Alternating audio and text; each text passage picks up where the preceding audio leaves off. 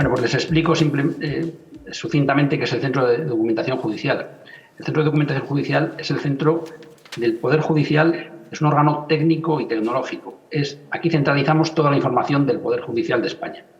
Sobre todo, básicamente, en áreas como, sobre todo, es la jurisprudencia, el tratamiento de toda la jurisprudencia de España, la bibliografía, la documentación, legislación, etcétera. Y con ese gestionar toda la información jurídica, lo que hacemos es dos misiones diferentes. Por un lado, que es la esencial, dar apoyo a todos los jueces y magistrados de España, a toda la carrera judicial, para que puedan trabajar de manera muy, muy eficiente. Y por otro lado también dar información a la ciudadanía de cómo se aplica la justicia en España. El hecho real y por lo que vengo hablando algunas veces en Argentina y en otros países es porque España en estos momentos es el referente internacional en materia de difusión de información judicial. Ustedes tienen accesible desde Argentina en nuestro portal web pues 7.600.000 sentencias. 7.600.000 sentencias tratadas tecnológicamente y técnicamente para poder luego dar otros pasos de cara a este tsunami que viene ahora de inteligencia artificial, etcétera, porque lo importante de los procesos de inteligencia artificial es tener datos en este caso masivos, el construir algoritmos, que ya entraremos igual en materia qué significa esto, y después tener una capacidad de computación importante y también una visión de los propios aplicadores, una visión que sea avanzada, que sea vanguardista y en nuestro caso sobre todo que respete los derechos fundamentales, ¿no? Estamos hablando en materia de justicia. Y esa es la misión del CENDOC.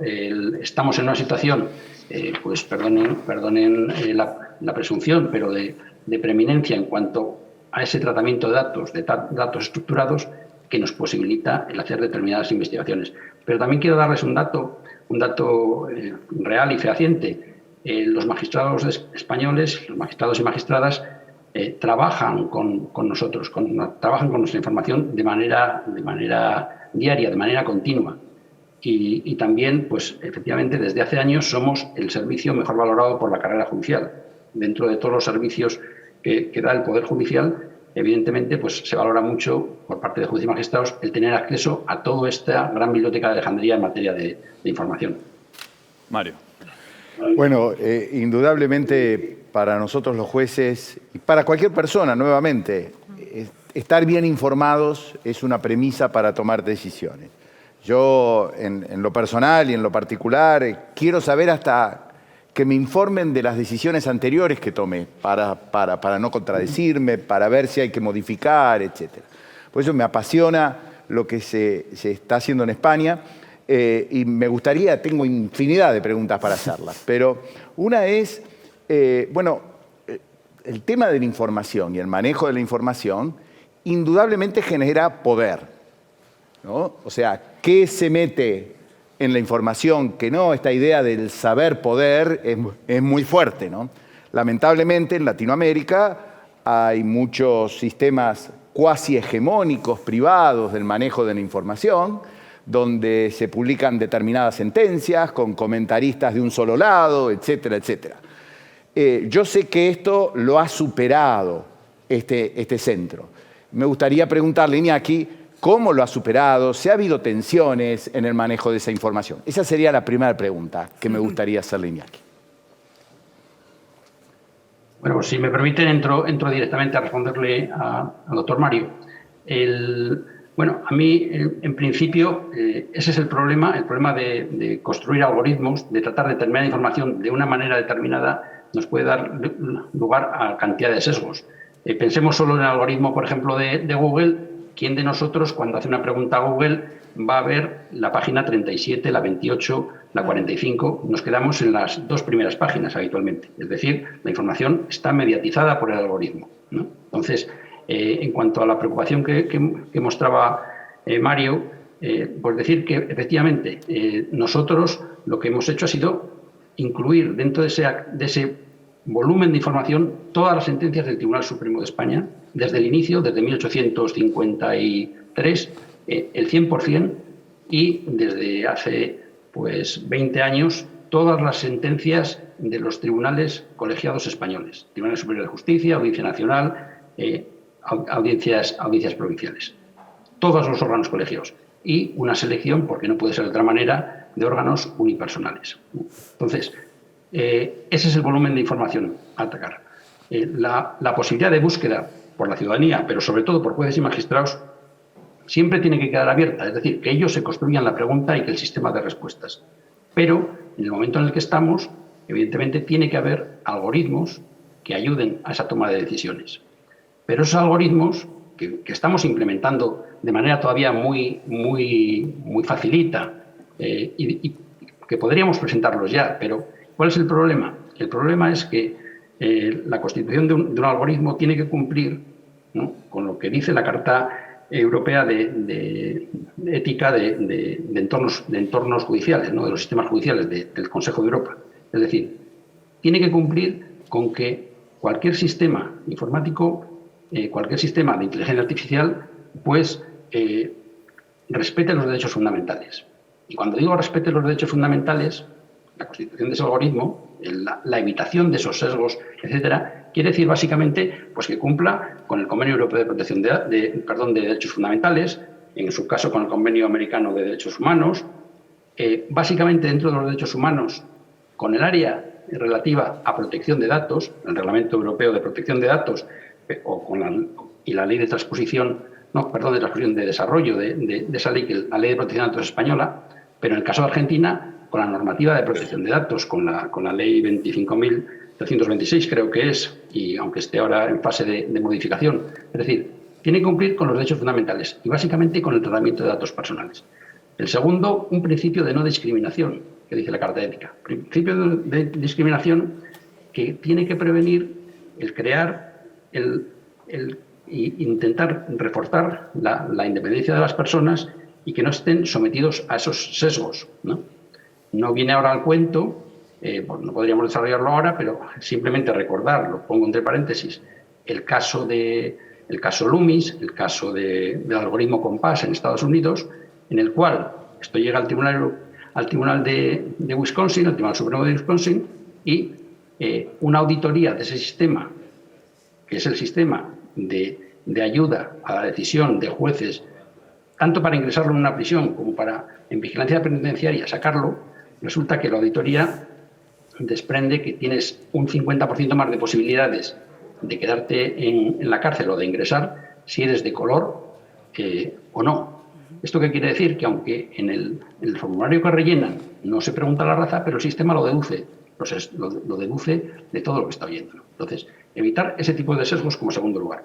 Segundo, la calidad y la seguridad. La calidad de la información. Por eso digo que la información tiene que estar clara, tiene que ser oficial, como son los 7.600.000 sentencias que tenemos ahora. Tiene que estar todo metido.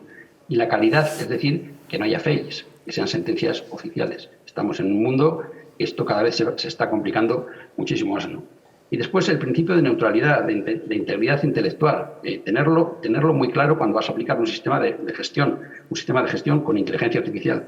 Y finalmente, el principio de control por los usuarios. Esto tiene mucho que ver pues, con toda la parte de la autonomía del usuario que se haga fortalecida, no dependiente. Es decir, que el usuario tenga acceso a esa información y además que siempre pueda acudir a un magistrado, a un juez real que analice su caso en concreto, ¿no? Entonces, estamos en ese momento y ese momento quiere decir que desde el punto de vista tecnológico, las administraciones y el Poder Judicial podemos avanzar tanto como el sector privado, pero en el 100% de los casos la Administración y el Poder Judicial tiene que ser muy prudente. No puede hacer una prueba-error, tiene que dar pasos muy sólidos, muy sólidos.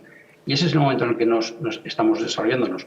Es decir, tenemos las mismas técnicas que todo el sector privado, utilizamos técnicas para analizar nuestra propia información de procesamiento del lenguaje natural, de machine learning, de big data, etcétera, etcétera, pero tenemos que ser muy prudentes con los servicios que ofertamos y sobre todo con los servicios que ofertamos en la carrera judicial. Claro, clarísimo. Sí.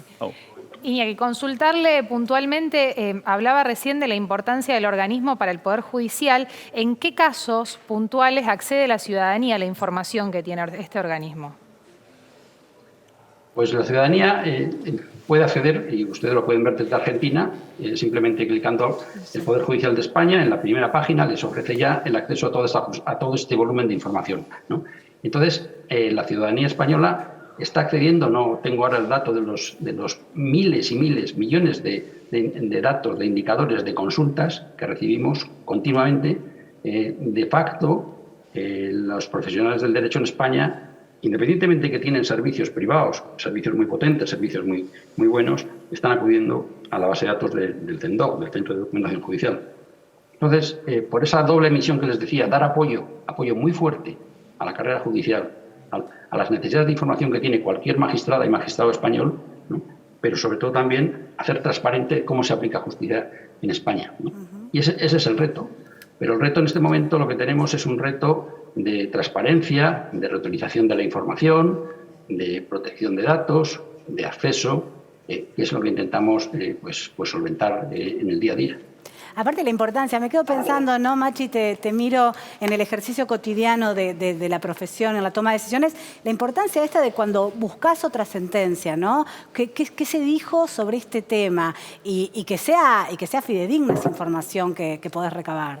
Claro, recién hablaban de qué he dicho yo en determinados casos. Es muy importante también tener ese registro, no solo de lo que han dicho otros tribunales, de lo que ha dicho la Corte, sino también lo que uno viene diciendo a lo largo de sus sentencias. Es muy interesante eso. ¿Y acá cómo es habitualmente, digo? Bueno, depende del nivel de desarrollo que tenga cada Poder Judicial. En el caso nuestro, nosotros tenemos acceso, no hay un centro de documentación como lo tienen en España, y lo que tiene de interesante es que de todo el país. Claro. Nosotros tenemos por provincia. Entonces eso también dificulta a lo mejor el acceso a esa información. Yo lo que me quedo pensando es toma de decisiones e información. ¿Cómo es la relación entre la toma de decisiones y la información? Eso es lo que me gustaría que Iñaki... Qué desafío, Bueno, Iñaki. yo no tengo la solución. No, a todo, no es que evidentemente, ¿no? quiera hacer una pregunta. Pero sí les puedo decir lo que está ocurriendo, ¿no? Utilizando tecnología, una tecnología moderna, ya digo, sobre todo con los sistemas de aprendizaje automático, de machine learning, etcétera. Lo que hacemos habitualmente en los sistemas tradicionales, en los sistemas de ayuda a la decisión, es metemos unos datos, le damos unas reglas y obtenemos unos resultados. Esos son los sistemas habituales. Sin embargo, en los sistemas de inteligencia artificial, en los sistemas de machine learning, de aprendizaje automático, es al revés. Metemos resultados y sabemos, metemos datos y sabemos cuáles son los resultados. Y el sistema saca reglas. Es por eso por lo que hay que auditar el sistema.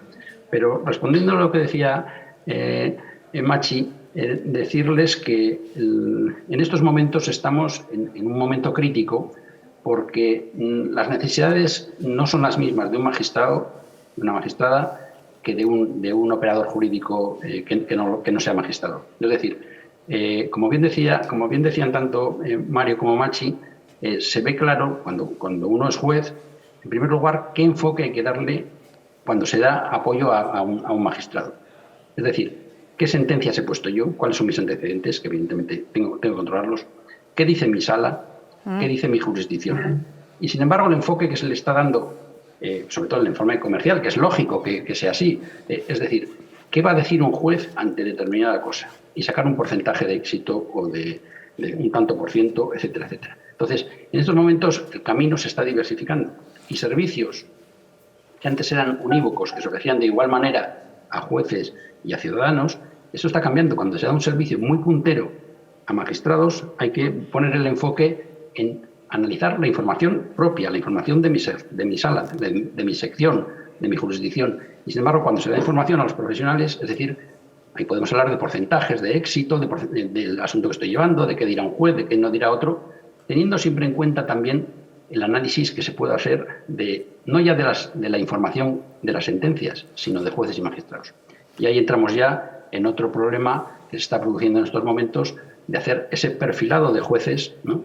Peligrosísimo, bueno, tan peligroso que en la reforma de la ley francesa del año 99 sobre la jurisdicción, el hacer ese perfilado de jueces y magistrados y de letrados de la Administración de Justicia, de secretarios judiciales, pues lleva aparejada 5 años de cárcel.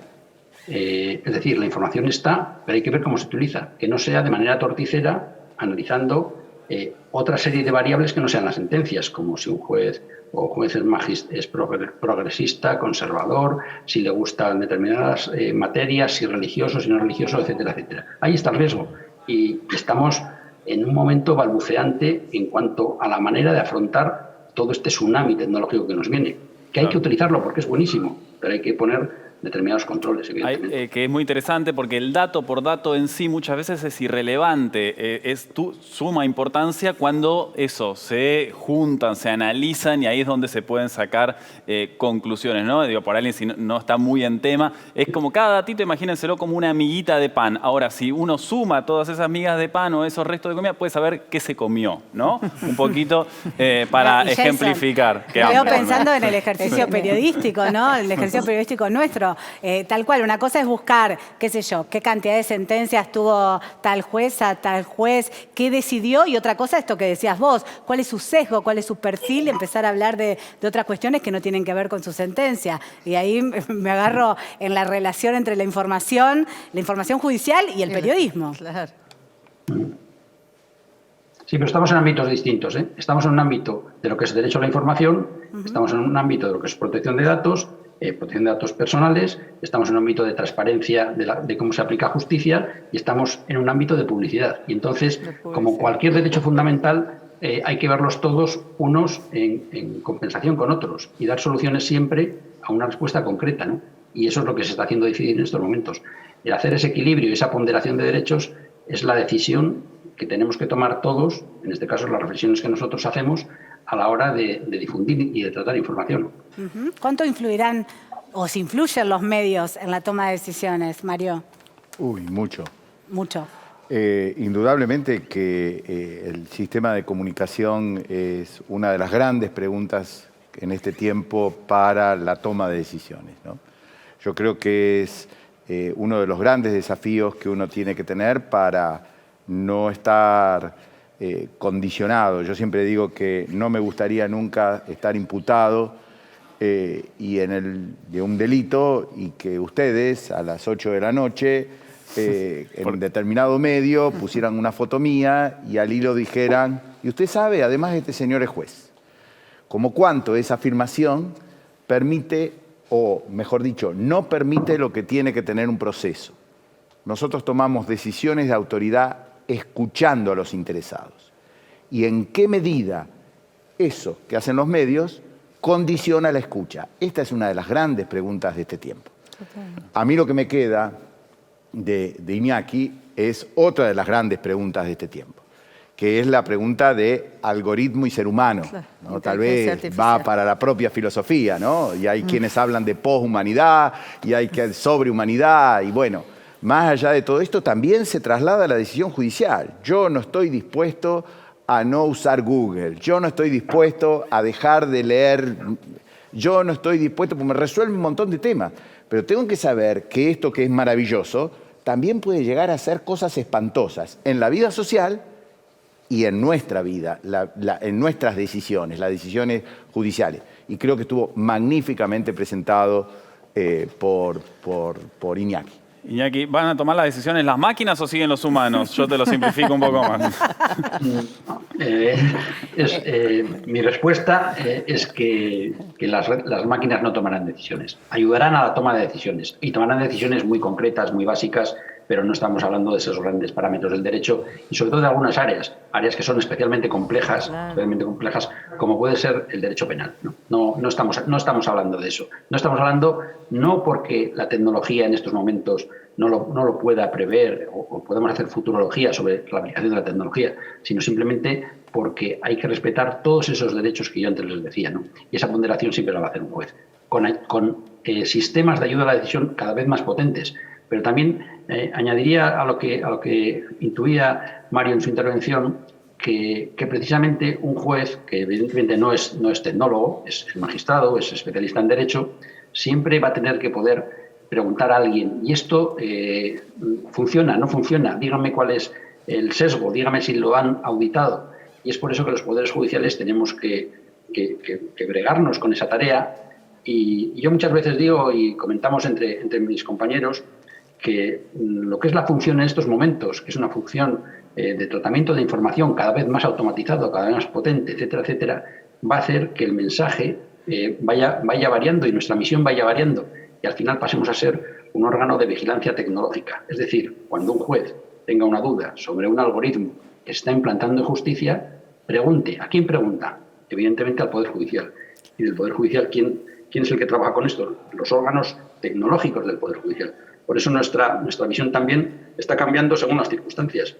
Y ese va a ser el futuro que nos va a deparar la introducción de la tecnología.